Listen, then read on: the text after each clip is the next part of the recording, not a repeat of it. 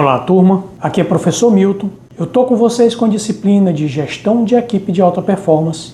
E hoje nós iremos falar um pouco como você deve tratar uma equipe. O que é uma equipe, como ela deve ser ali montada, né? E vamos entender um pouco desses conceitos primeiros, tá certo? Em primeiro lugar, um grupo não é uma equipe. Às vezes você tem um grupo e não uma equipe. Para ser equipe, ela precisa ter um objetivo comum. São pessoas que estão juntas e essas pessoas precisam ter um objetivo em comum, né? Além disso, você precisa de algumas outras coisas. Eu elenquei aqui 5 coisas que uma equipe tem e um grupo geralmente não tem. Tá? A primeira coisa que uma equipe tem é conexão. Todos sentem fazer parte de algo maior. Então, você ter uma conscientização dessas pessoas que estão juntas, formando a equipe, que elas estão conectadas por algo. Geralmente esse algo é o quê? O objetivo da equipe. Toda equipe tem um objetivo em comum. Certo? Segunda coisa, a questão da singularidade, né?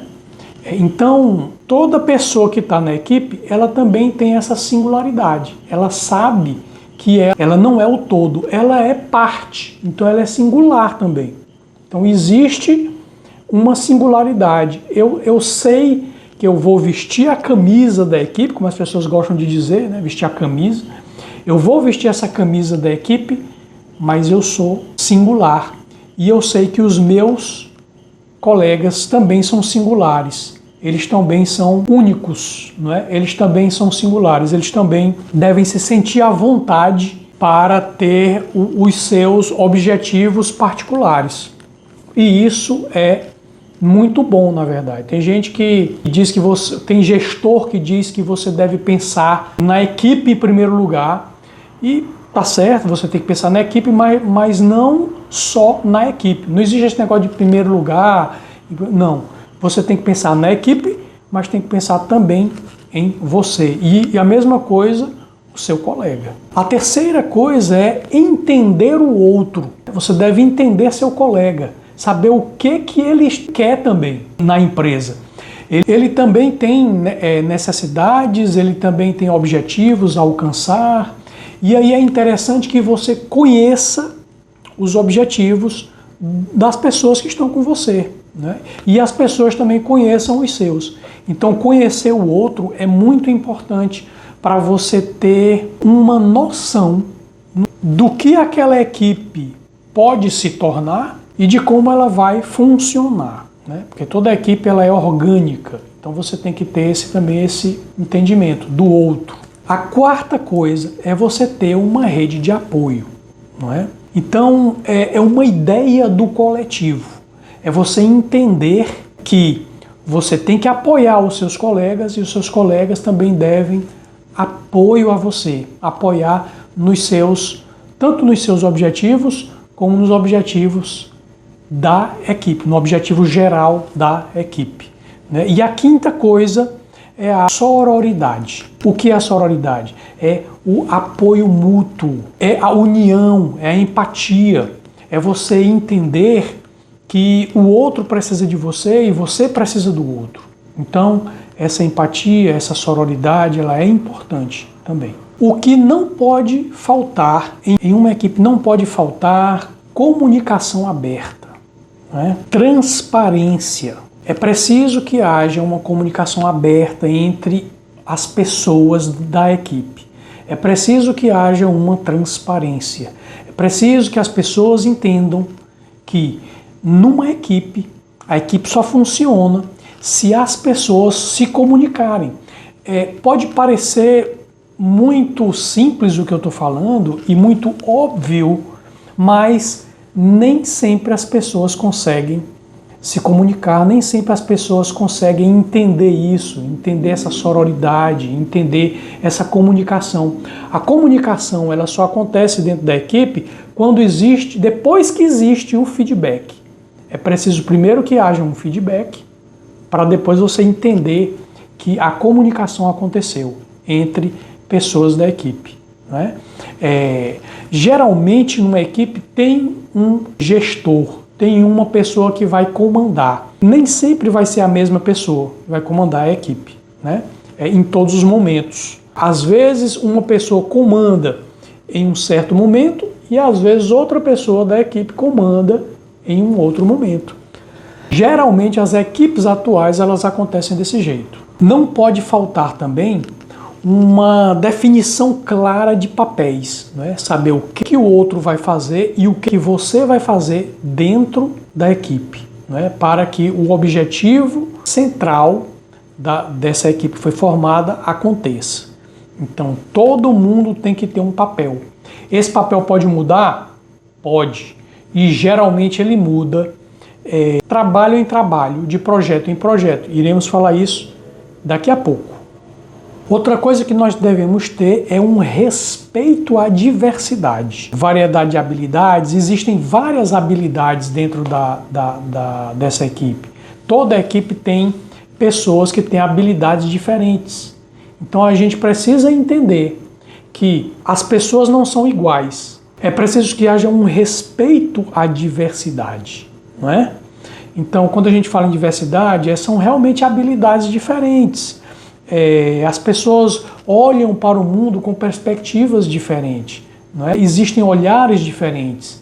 Então, a melhor coisa que a gente faz dentro de uma equipe para entender isso é a conversa, essa comunicação que nós estávamos falando antes. Então, se você é uma pessoa que sabe conversar, que consegue ouvir, porque saber conversar não é só falar, não é só fazer-se entender, e sim o que?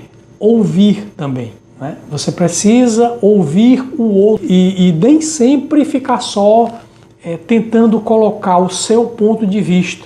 Você tem que também entender, parar para ouvir o ponto de vista dos outros. Inclusive isso é muito mais importante do que o que a gente imagina. E isso eu falo como experiência, não é, nesse assunto. Já fiz parte de várias equipes. Como eu falei na minha apresentação, eu já trabalhei em sets de filmagem, trabalhei em um set muito grande desse nosso primeiro longa-metragem, do Cruz para Quem Merece, que foi um filme que mais de 80 pessoas trabalhando no set ali de gravação, então cada um fazendo uma coisa, então você acaba tendo que parar para ouvir as pessoas, né, para poder entender o que está acontecendo ali. Eu, como roteirista, às vezes a gente tem que mudar o roteiro, adaptar o roteiro. Então a gente vai adaptando, às vezes uma cena que era para acontecer de um jeito vai acontecer de outro. Então no dia anterior da cena a gente tem que reescrever e aí a gente tem que entender um pouco de todas as equipes que estão ali no set. Você tem a equipe que está trabalhando com... Eu estou falando aqui de cinema porque é uma área que eu atuo muito, né? Então, mas você pode usar esse exemplo em qualquer outra área, tá bom? Então, eu tenho uma equipe que trabalha com iluminação, então eu tenho que entender um pouco daquilo, né, para poder passar o que eu quero para eles, não é? Então eu tenho que entender um pouco de iluminação, para não pedir nada impossível. Eu tenho que entender um pouco de fotografia, tenho que entender um pouco de som, tenho que entender um pouco de câmera, tenho que entender um pouco da direção, não é? Da direção das pessoas, dos atores, direção de atores. Tenho que entender um pouco de figurino, não é? Para entender o que eu posso pedir. Da mesma forma é o diretor. Nesse filme eu não atuei como diretor, mas tem um curso de direção justamente para isso. Então, o diretor ele também tem que entender até onde ele pode cobrar, até onde ele pode ajudar. Outra coisa que você tem que ter são objetivos compartilhados, né? As pessoas têm que entender quais são os objetivos gerais da equipe e os objetivos específicos de cada setor, de cada pessoa. Outra coisa é que as pessoas precisam saber passar feedbacks construtivos. Né? Você precisa saber criticar as pessoas, não é? Criticar de uma maneira boa, construtivamente. Então, outra coisa também, saber receber críticas construtivas. Não é? Você precisa saber elogiar e precisa saber criticar. né? Precisa saber receber elogios e precisa saber receber críticas.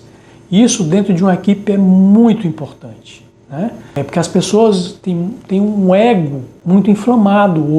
Hoje todo mundo é muito egocêntrico no sentido do mostrar o meu eu, né? E eu quero sempre mostrar o meu lado bom e quero receber muitos elogios, mas às vezes eu não fico aberto a críticas. E olha, quando você se abre a críticas, principalmente para pessoas que querem fazer uma crítica construtiva, você entende o que é uma crítica construtiva, as coisas acontecem de uma forma mágica dentro da equipe, né?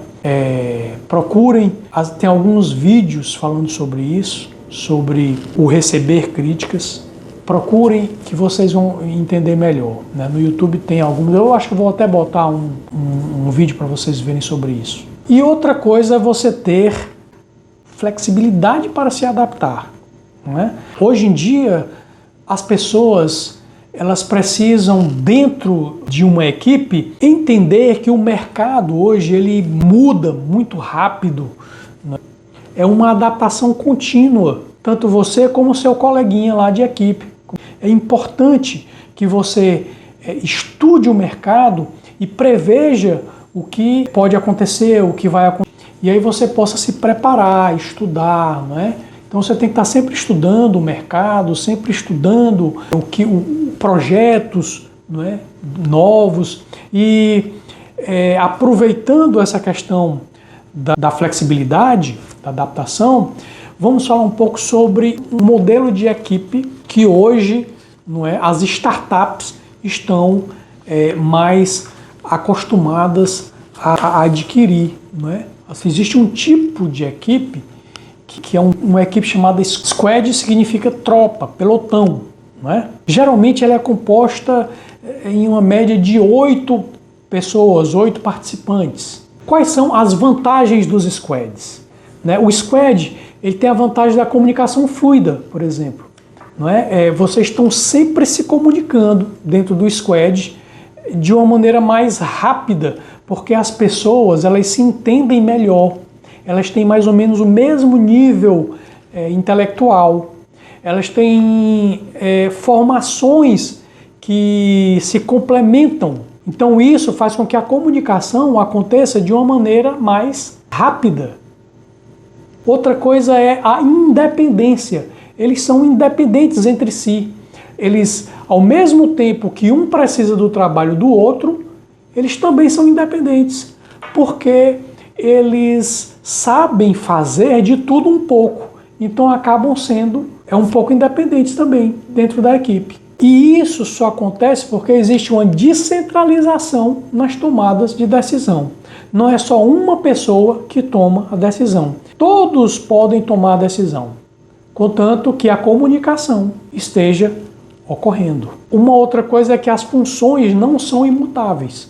Você pode mudar de função, às vezes até dentro de um mesmo projeto, dependendo de onde o projeto esteja, em que momento o projeto esteja, e isso esteja planejado. Existe um planejamento de como irá acontecer, né, esse projeto, de como o projeto irá agir, irá acontecer, tem a ação do projeto, e nesse planejamento é dito onde cada um vai atuar, como irá atuar, e você não precisa atuar sempre na mesma função, você pode atuar em funções diversas, inclusive isso é até um requisito do squad, né? Geralmente os squads eles são muito bem aceitos em startups. O que são startups? Vou botar bem aqui, ó, o conceito de startups, certo? Bom, um exemplo de startup por exemplo, foi o Nubank, foi uma startup que deu certo, um banco, não é? A Spotify, não é? Que você pode ouvir música, você pode botar seus... Eu poderia inclusive botar essa aula aqui lá, criar umas disciplinas e botar aulas lá no Spotify, né?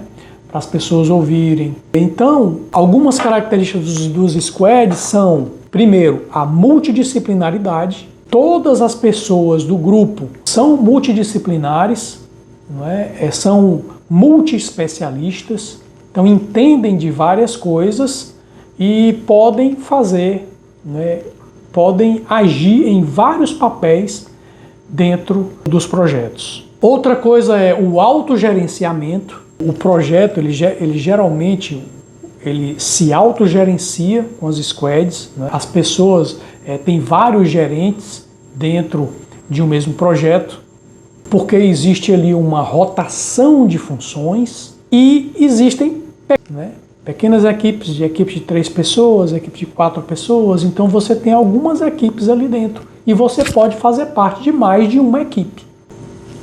E o Squad, ele traz uma coisa muito boa, não é, para a empresa, para as equipes, que é o intraempreendedorismo. As pessoas, elas passam a empreender dentro dos grupos. Elas não só se autogerenciam e gerenciam ali os projetos, gerenciam as equipes, como também empreendem ali dentro, né? Criam coisas novas. E isso hoje no mercado é muito importante. As equipes se complementam e hoje a maioria das startups precisam disso.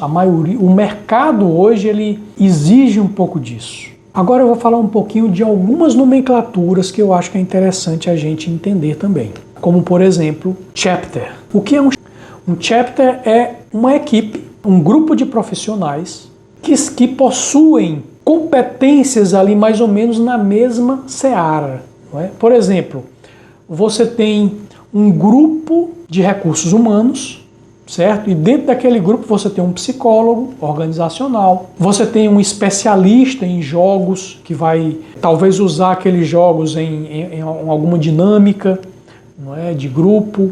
Você tem uma pessoa especializada em recrutamento de pessoas, você tem uma pessoa especializada em selecionar pessoas. E aí então são várias pessoas ali no grupo que têm especialidades em uma mesma seara, que é a seara do RH, do recursos humanos, da gestão de pessoas, né?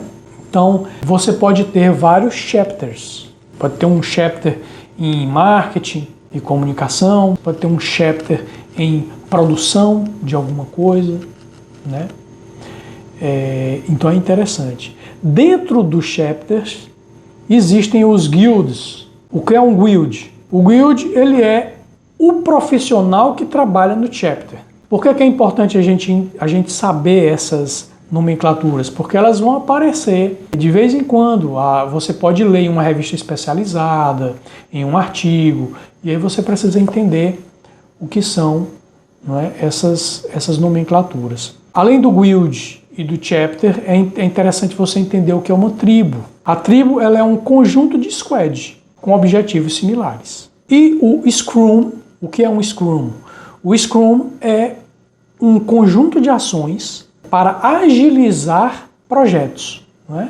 Então, às vezes você tem um conjunto de ações que você cria para agilizar um projeto, entregar em menos tempo, custando menos. Então, aí as pessoas chamam isso de Scrum. Eu vou deixar alguns textos falando sobre isso, tá bom? Sobre tudo isso que a gente falou aqui, e vídeos que vão ajudar a melhor entender essa nossa primeira aula, tá certo? Encerramos por aqui. Assistam, além dessa nossa aula, assistam os outros vídeos, leiam os textos, respondam o fórum e respondam o exercício, tá bom? E além disso, eu queria deixar só um conselho. Não deixem acumular, tá bom? Façam os exercícios, respondam o fórum, assistam os vídeos e leiam os textos sempre na semana em que a gente está postando, que é para você não deixar acumular assuntos, tá bom? Se você for semana por semana, você vai pegar a coisa menor, pequenininha, para você entender melhor, tá certo? Então é só não deixar acumular. Um abraço a todos e até a próxima aula.